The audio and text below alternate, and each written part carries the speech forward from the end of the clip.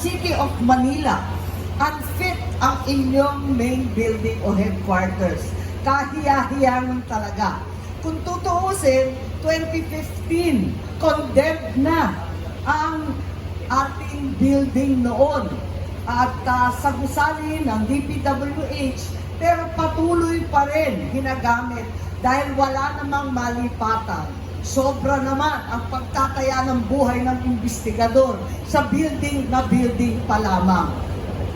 Matapos yung 6.1 magnitude na lindol noong Abril ng 2019, mas naging peligroso ng gusali at tabingin-tabingi na. Nakita ko nung nag-flag racing tayo, bitak-bitak, bumigay na pati ang bahagi ng sahig. May mga tanggapan noon na inilipat pang samantala bilang squatter, informal settler sa mga gym, mga dormitory.